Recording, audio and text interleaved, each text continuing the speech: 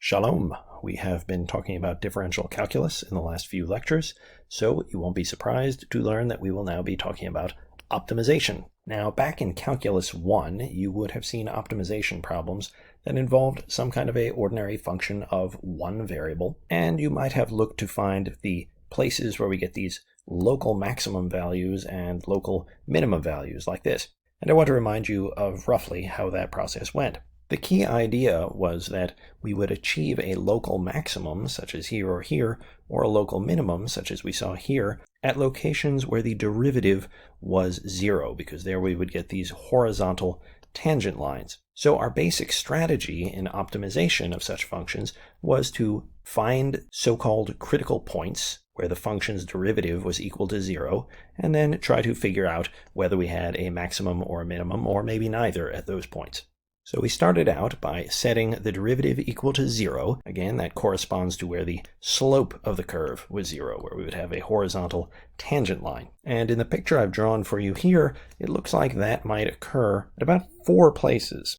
At a glance, we can see that at A, we have a local maximum. We've got this hilltop. At B, we've got a local minimum. We're down in the valley here. At C, we've got another local maximum, hilltop. And at D, we have neither. We really just have a temporary flattening of the curve. But if we pretend for a moment that this picture was not available to us, and all we had was a formula for the function f, and we found its critical points by setting its derivative equal to 0, and we would come up with these 4 numbers, how could we tell at which of these points we had a local maximum, at which we had a local minimum, and at which we had neither? And you might remember there are various ways of doing that, one of which I want to remind you right now. This was a little trick called the second derivative test, which we used to classify critical points. It hinged on the notion that the second derivative of a function tells us something about its graph. It tells us whether we are concave down, something like this, where we have a negative second derivative, or concave up, like a cup, something like this, where we would have a positive second derivative. And so, for example, if we couldn't see this graph, but we knew that A was a critical point, then we might look at f double prime of A, the second derivative of f at A. And in particular, we would look at its algebraic sign. If we found that the second derivative was negative, as we did in this case, we would have to think to ourselves what that means. We would say, a negative second derivative, that means that the graph of the function is concave down in the neighborhood of A. So it must look kind of like this. At this point, we must have a local maximum. If instead we had found something like this, where the second derivative was positive at one of the critical points, namely in this case at B, but again we're pretending we can't see this graph, then we would have thought to ourselves, a positive second derivative means that the function is concave up in the neighborhood of B, which means it would have to look something like this. At B, we must have a local minimum, which indeed we do. And if at some other critical point, namely D, we had found that the second derivative there was 0, well, that doesn't actually tell us anything. We might have a situation like this, where it's neither a maximum nor a minimum, but we could also have a second derivative of 0 at a point where we do have a maximum or a minimum. For example, the graph of g of x equals x to the 4th clearly has a local minimum when x is equal to 0, but g double prime of 0 is 0. So the second derivative test fails in that case. And that's about all I want to say by way of review. To optimize a function, we first find the critical points, and then we scrutinize those critical points as best we can to classify them, to determine whether we have a local max, local min, or neither at those places. One way to do that is with this second derivative test. And no doubt you have fond memories of all those optimization problems you had to solve back in Calculus 1. Well, this 1-2 punch of a technique can be generalized to problems where we want to optimize functions of several variables. And today we will look at the case of functions of 2 variables. It's somewhat trickier, though the basic strategy remains broadly similar. We'll still be finding critical points of a sort, and we will still be using something involving second derivatives to classify those critical points. The first step here admits of a very easy generalization. The second one is where this gets tricky. So let's get started. Our problem is to find the local extrema, that's just a fancy word for maxima and minima, find the local extrema of some function of two variables. This admits of a graphical interpretation, though it's a lot trickier to draw and is maybe somewhat less helpful. The idea remains the same. If we're looking for local extrema, we're looking for points in the domain that get mapped to hilltops or valley bottoms. So we would be looking for points like P, Q, and R in R2 that get mapped to hilltops and valley bottoms like this. Now, our first thought as to how we might do this would surely be something like, well, let's look for places where the tangent plane to the surface is horizontal. That's fine. We could pursue that avenue, and it would be equivalent to what we are actually going to do. But this will be nicer and easier to generalize to higher dimensional cases if we think instead about the gradient of f. There is a sense in which the gradient of a scalar field, like f, can be considered the derivative of f, partially because it consists of all of the partial derivatives, partially because if we know the gradient, we can find all the directional derivatives, as we saw in the last lecture, and partially for a deeper reason that we can't unfortunately really get into in this class. But that being the case, since the first step in optimization in Calculus 1 was to set the function's derivative equal to 0, you might guess that the first step here will be to set the function's gradient equal to 0. And your guess would be correct. But I want you to understand why that is the case. This is good practice for thinking about the gradient. My claim is that if we are at a local extremum, like one of these, then the gradient at the point that gets mapped to those points will have to be 0 there. Well, why is that the case? Why would the gradient of f at P have to be 0? Why would the gradient at Q have to be 0? Why would the gradient at R have to be 0? Well, think about what would happen if that was not the case. For a moment, suppose that the gradient of f at P was some non-zero vector, like this. Well, if that were the case, then just by thinking about the meaning of the gradient that we talked about in the last lecture, we could see why P can't be a local extremum. If this were the gradient, if the gradient were non-zero, then if I moved a little bit in the direction of the gradient, what would happen? That would mean that the function's value was increasing as rapidly as possible in that direction. Well, if it's increasing as rapidly as possible in that direction, there's no way that I could be at a hilltop, because moving this direction would mean the height would have to get higher right there. So if this gradient is non-zero, there's no way that this is a local maximum right here. And it couldn't be a local minimum either. To see this better, let's just actually draw a picture of what the gradient might look like at some other spot that we know is neither a maximum nor a minimum. Consider this spot S, which gets mapped up here. Clearly, we see that this is neither a maximum nor a minimum. But what would the gradient of the function f look like at this point S? Well, it's going to be lying in the xy plane, and we know that the gradient of f at S points in the direction in which the value of the function increases most rapidly. Well, it looks like the value of the function, whatever it is here, is going to increase most rapidly if I move, roughly speaking, in this direction, kind of towards point P, maybe something like this. Well, as we've said, this non-zero gradient means that I definitely don't have a local maximum here, because whatever the value is here, if I walk a little further down this road, the value of the function will increase a bit. But it's also the case that I can't have a local minimum here, because if I walk the exact opposite direction of the gradient, I know that the value of the function will be decreasing as rapidly as possible. Doesn't even matter that it's as rapidly as possible, just the fact that it's decreasing means that I can't have a local minimum there, because I can go nearby and get points that are even lower. The moral of the story being that if I have a non-zero gradient, there is no way that I have a local extremum there. So if I'm looking for local extrema, I just need to concentrate on the places where the gradient is 0, which is exactly what would happen at a point like P or Q or R. So our strategy for finding local extrema will begin as follows. We're going to find critical points by solving this equation. We're going to set the gradient equal to the 0 vector.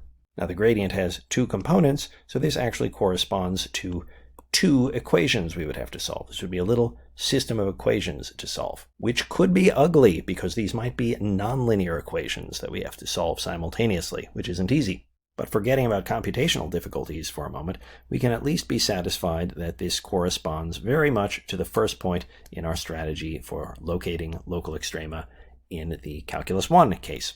So this stage in the strategy is just rounding up possible suspects, and the second stage will be questioning them, scrutinizing these critical points to figure out whether they represent local maxima, local minima, or neither, in which case we just let them go. Before we move on to that second step, though, I want to say a word about generalizing just this first step to functions of n variables. I will do that down here in the dungeon. Suppose we have a function of n variables, a scalar field on Rn. Now there's no hope of drawing a picture of the graph like we were able to do in this case. So the first thing we want to do, and really the only thing I want to talk about in this case, is what do we even mean by finding a local minimum or local maximum of such a function? To make this easier to understand, let me first consider the case where n is 3. Here I can't draw the graph, but I can still think about the domain. That's still tangible to me. So what would it mean to find a local maximum or minimum of such a function? This would be a function defined on R3, and at every point in R3, this function attaches some particular scalar value, some real number, which we could think of as temperature if it makes it more easy to get your mind around it. If I have some specific point in the domain P, what would it even mean to say that f has a local maximum at P? Thinking about it in terms of some graph in four-dimensional space is not terribly helpful, but we don't need that. Here's the idea. To say that it is a local maximum means this. It means that there is some little neighborhood of P, some little sphere I can fit around P, that has the property that the value of f is higher at P than it is everywhere else inside that ball. So if we're thinking of f as temperature, to say that there's a local maximum at P means that whatever the temperature is at P, if I move in any direction whatsoever, the temperature will be reduced, at least on some local level. It might be hotter out here, but there's some little ball in which P is the hottest spot. That's all this means. And if you understand that, you see why I don't need a graph in 4 dimensions to think about what it means to maximize this function.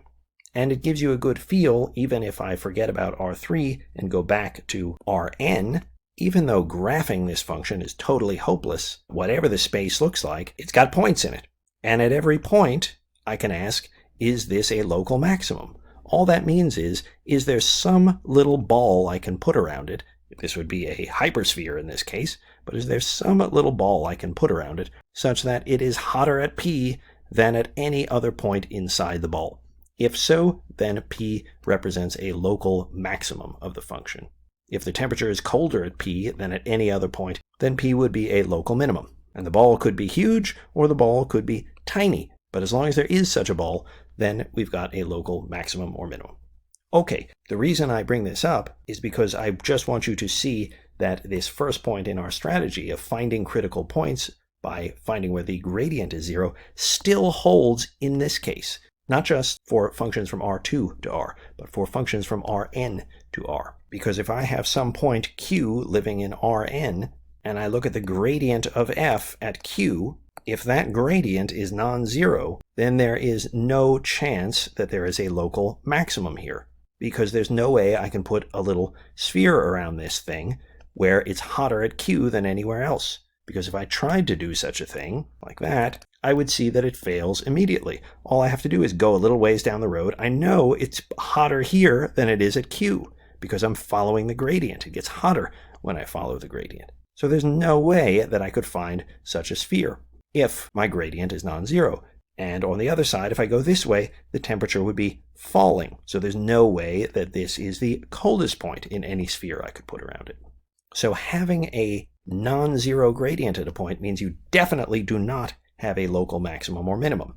If I have a 0 gradient at a point, if my gradient at point Q is the 0 vector, that means I might have a local maximum or minimum in that case. I don't know, but I call it a critical point. It becomes a suspect. That would be one of the things I would have to put in my basket to check out. And once I have a full basket, I have all my critical points, then I would have to move on to the second step in my strategy of carefully looking at each point and figuring out whether I've got a local max, local min, or neither at that point. Good, so this first step works for all scalar fields, whether it's from R2 to R or Rn to R. And I can now clean up the dungeon down here. Okay, on to step 2. Classify the critical points. Once again, there are different ways to do this. Sometimes it's obvious, given the context of the problem. But if we were just thinking about it in the abstract, we might ask ourselves whether there might not be some analog of what we did in Calculus 1. Is there, that is, some kind of second derivative test that we might use? Some way to distinguish the hilltops from the bottoms of the valleys, and also to point out things that we didn't have to worry about for functions of one variable, like this hyperbolic paraboloid.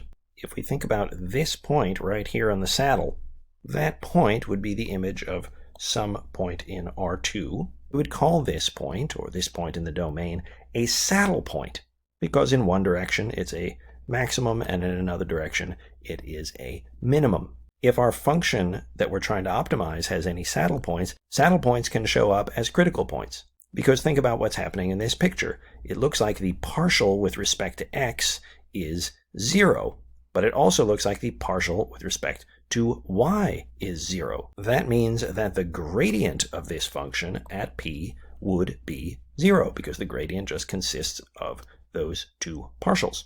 So when we have our list of critical points, we're going to need to throw out any saddle points that turn up. But back to the question at hand, how do we classify them? Well, if you look in your textbook, you will find a theorem that tells you how to do this. It looks awful. It's not actually that bad, but it looks appalling. It looks like some crazy, complicated algorithm that you'll have no hope of actually understanding. It shouldn't be that way, but you might think it is so because in most books, there's a note that says something like, the proof is too hard for this class, so we're not going to give it. Well, that is not very satisfying. And truth be told, if you look in a lot of books that do offer proofs, they really are too complicated for a class like this. Many of them use results from linear algebra that are fairly sophisticated, the sorts of things that often are not covered in a first linear algebra class. You actually don't need that much firepower to prove this thing. But proving it takes some work, and I'm going to reserve that for a separate video. For this one, I'm just going to show you the result and how to use it. So let's get right to it. Yes, there is a second derivative test, but it's kind of gory to state it. So, here is the second partial derivative test, which we use for classifying critical points of a function of two variables. Let p be any critical point of our function of two variables. Again, that just means that the gradient of f at p is 0.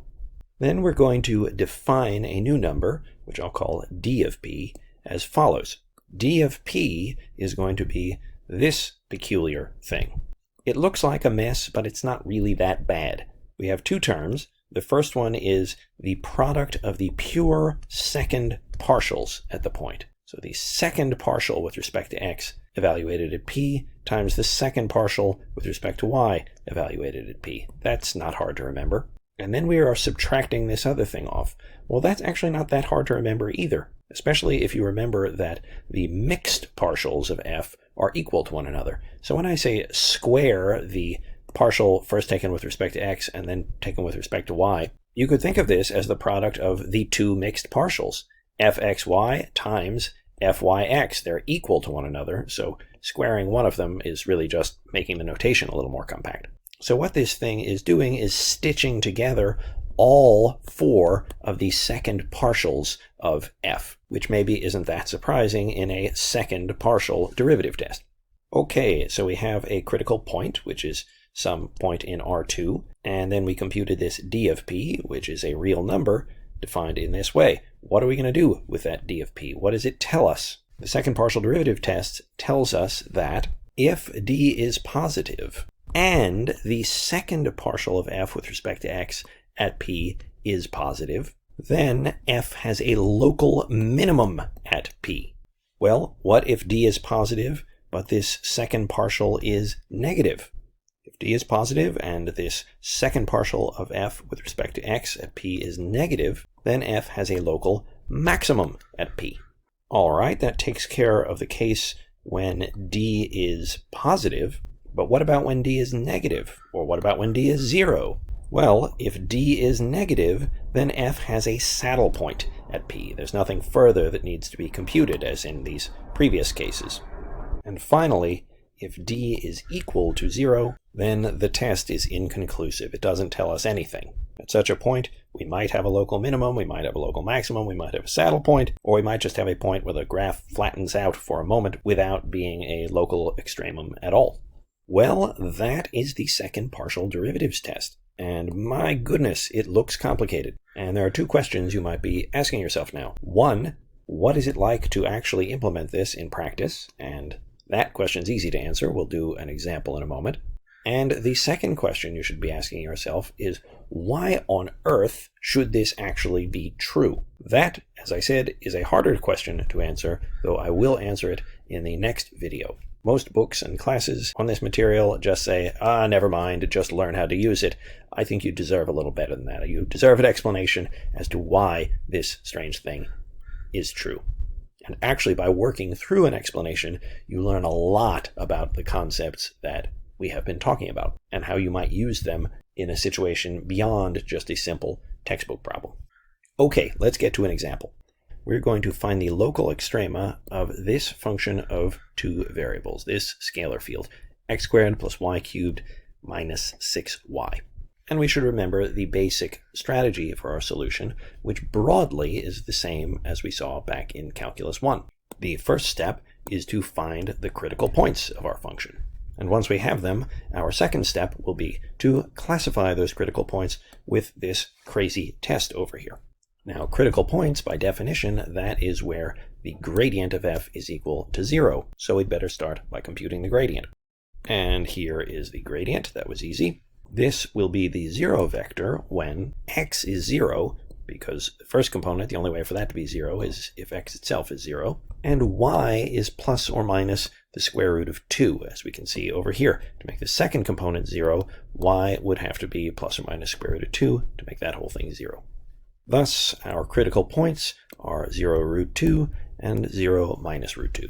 So now we'll classify these critical points using the second partial derivative test, which means computing the value of d for both of these critical points. And to compute d, we need to know all four of the second partials. So let's go ahead and compute those. F's second partials are, well, these we can do very easily because we already know the first partials from the gradient. Since the partial with respect to x is 2x, the second partial with respect to x would just be 2, while the partial first with respect to x and then y would be the partial with respect to y of 2x, which is 0. Now let's look at this one. We know the partial with respect to y is 3y squared minus 6. So the second partial, first with respect to y and then with respect to x, would be the partial with respect to x of this, which is going to be 0. Or we also could have just noted that we know these two are going to be the same because the mixed partials are equal to one another. And to complete our little table of second partials, the second partial with respect to y is going to be the partial with respect to y of that, which is going to be 6y. So with those in hand, we can now compute this number d at each of our critical points. We'll start with d of 0 root 2. Well, we just have to think of how d is computed. Come back over here to our purple box. It's the product of the two pure second partials minus the product of the two mixed partials, or if you like, the square of either one of them.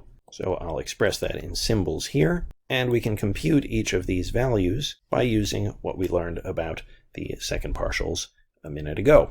That value of d is 2 times 6 root 2 minus nothing, or 12 root 2. At any rate, all we care about is the algebraic sign, and this is positive. Okay, what does that positive value of d tell us? Well, let's go back to our box over here. Oh, that's the one where it forks in 2. If d is positive, there's two possibilities. We have to look at what happens at the second partial with respect to x at our point. So let's add that in our analysis here. Since, moreover, this second partial with respect to x is equal to 2 at that point, it's equal to 2 at every point, in fact, which is a positive number, f has a local minimum at the point 0, root 2. If we wanted to know the actual value of the function at 0, root 2, where it has that local minimum, well, of course, we could take these coordinates and pop them into the function itself, but I'm not particularly interested right here. I just want to know where the local extrema are located. Good, so we have found one. Now we need to move on to classifying this second critical point, which entails computing the value of d at the second critical point, 0 minus root 2. Well, that's going to be 2 times negative 6 root 2, because at this point, the product of the pure partials is going to be 2 times, and when I pop in minus root 2 here, that's going to give me a negative number. And again, I'm subtracting off the square of 0, which doesn't do anything. The upshot is that this whole thing is negative. And we remember what that means. If d is negative at a critical point, it means that that critical point is really a saddle point. So f has a saddle point at 0 minus root 2. Interesting feature, but not actually a local extremum. Thus, the only local extremum of the function is a local minimum at 0, root 2. That means that the graph of this function, if we look at it, as we will shortly, must have at 0, root 2 some kind of a little valley bottom like that. Whatever the surface looks like, this point should be directly above or maybe below 0, root 2. And we should be able to see this saddle point when we look at our graph as well. So we will keep that in mind in a moment. But before we look at the graph of this function, I do want to say one other thing about this general method. Everything worked out very well in this particular example because we had a very simple function. Just think about the first step. Forget about the business with classifying the critical points. Just concentrate on finding the critical points in the first place. To do that, we had to figure out where the gradient was 0.